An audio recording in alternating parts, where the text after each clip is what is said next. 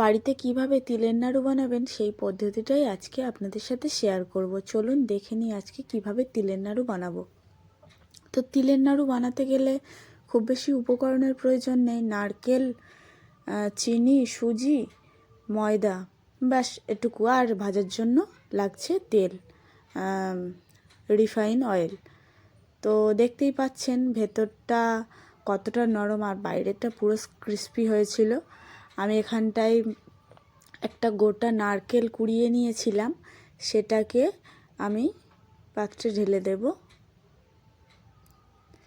আপনারা আমি যে পরিমাণগুলো বলে দেব এটা যদি ফলো করতে পারেন, একদম খুব সুন্দর উপায়ে খুব সুন্দরভাবে তিলের নাড়ুগুলো তৈরি হয়ে যাবে। তো এখানে আমি বাটি মেপে আজকে দেখাবো। তো আমি এখানে 1.5 বাটির মতো চিনি নিলাম। নারকেল আর চিনিটা আমি খুব ভালো করে মিশিয়ে আধা ঘন্টার জন্য চিনিটা গলার জন্য রেখে দেব। আর নারকেলটাও অনেকটা নরম হয়ে আসবে। আমি ভালো করে মাখিয়ে নিচ্ছিলাম। আর এটা আমি ফার্স্ট টাইম বানাচ্ছি। আর আমি এটা কিন্তু বানাতে জানতাম না। সেজো মা মানে আমার সেজো খুড়শাশুড়ির কাছে শেখা। উনি আমাকে স্টেপ বাই স্টেপ বলে দিচ্ছিল, আমি সেভাবেই বানাচ্ছিলাম। তো আধা ঘন্টা পর ওই পাত্রে হবে না বলে সেজো মা বললো একটা বড় পাত্র নে, ওর মধ্যে ঠিক হয়ে যাবে। তো আমি একটা বড় পাত্রের মধ্যে নারকেলটা চিনিটার যে মিশ্রণটা ঢেলে নিয়েছিলাম।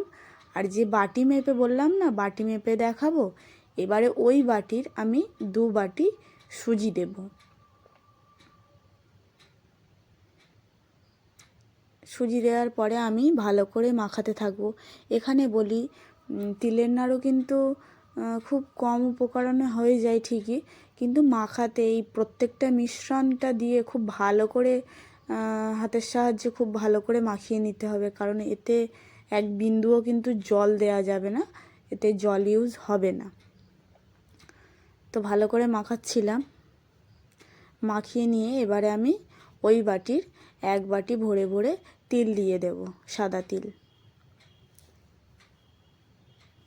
এবারে দিয়ে ভালো করে মাখিয়ে নেব। এবারে ময়দার কথায় আসি। এখানে ময়দা কিন্তু আমি প্রথমেই কিন্তু 2 বাটি দেব না। আমি প্রথমে 1 বাটি দিয়ে দেখব কীরকম চিটটা আসছে, মানে নাড়ু করা যাচ্ছে কি না।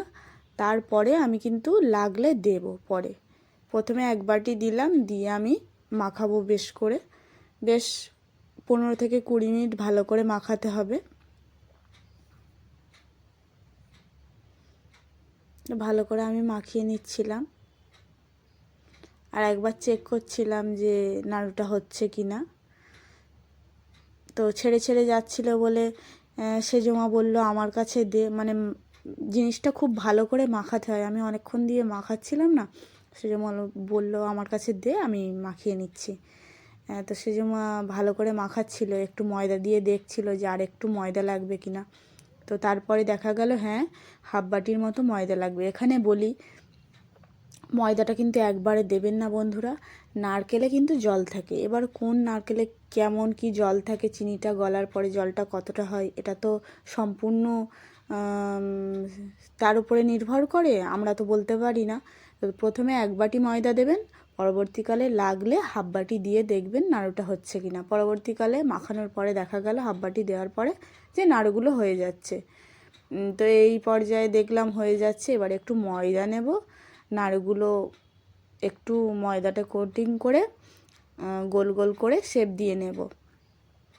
তো দেখুন, এতটাও কঠিন না, কিন্তু জিনিসগুলো ফলো করতে হবে, এই ছোট ছোট টিপসগুলো। তো দেখুন আমার সব কটা নাড়ুগুলো গড়া হয়ে গেছে। এবারে আমি গরম তেলে কড়াইয়ে ভেজে নেব লাল লাল করে। এখানে বলি, গ্যাসটা কিন্তু মিডিয়ামে রাখতে হবে। আর সারাক্ষণ এই জিনিসটা নাড়তে হবে, একদিকে বেশি লাল হয়ে গেলে তো ভালো লাগবে না। আর এইভাবে আস্তে আস্তে নাড়িয়ে নাড়িয়ে মানে চারিদিকটা লাল লাল করে ভেজে নিতে হবে। আর গ্যাসটা কিন্তু মিডিয়ামে রাখতে হবে, বারবার বলছি। আর যে প্রথমে যে টিপসগুলো বললাম ছোট্ট ছোট্ট, ওগুলো কিন্তু ফলো করবেন, তাহলে আর কোনো অসুবিধা হবে না, একবারেই হয়ে যাবে। দেখুন কালারটা চেঞ্জ হয়ে যাচ্ছে।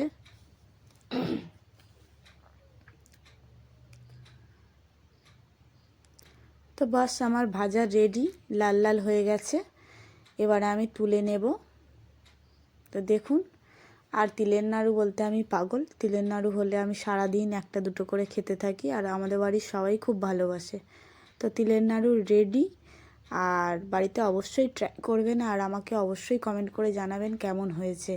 ইউটিউব থেকে দেখলে চ্যানেলটাকে সাবস্ক্রাইব করবেন, আর ফেসবুক থেকে দেখলে চ্যানেলটা আমার প্রোফাইলটা ফলো করে দেবেন। তো ধন্যবাদ বন্ধুরা ভিডিওটা পুরোটা দেখার জন্য।